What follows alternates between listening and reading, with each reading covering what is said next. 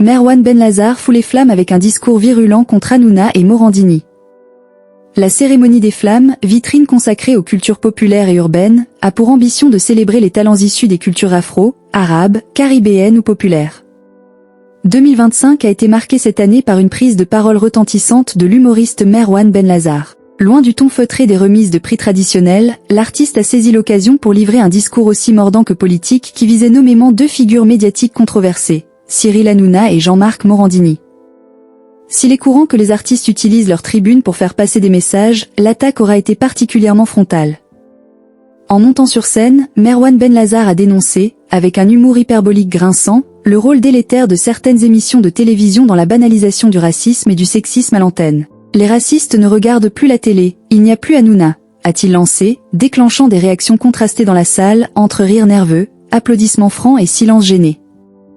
Il a poursuivi en évoquant le retour de Cyril Hanouna sur W9 à la rentrée en affirmant que cela représenterait la meilleure promotion de l'extrême droite sur la chaîne. Ces deux phrases ont été coupées lors de la diffusion par W9. Ce trait d'esprit, aux allures de tacle direct, vise évidemment l'animateur vedette de Touche pas à mon poste. Cyril Hanouna, régulièrement critiqué pour ses provocations, ses accointances politiques floues et sa mise en scène de la Vox Populi, dans un climat social tendu, devient ici le symbole d'un divertissement qu'une partie de la jeunesse urbaine rejette. Merwan Benlazar n'en est pas resté là.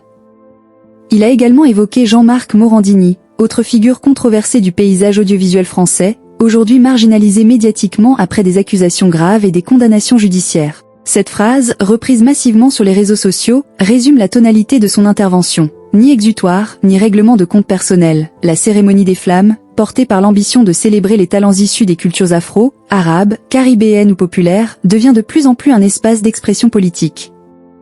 À l'instar de Gaël Faye, Medine ou encore Lou N de Yakuza lors des éditions précédentes, Merwan Benlazar a utilisé l'attention médiatique pour redonner sens à la parole humoristique comme acte de résistance. Sur les réseaux sociaux, les réactions ne se sont pas fait attendre. Si beaucoup ont salué le courage de l'humoriste, certains critiques ont dénoncé un procès public contre des personnalités, qui plus est, déjà fortement discréditées.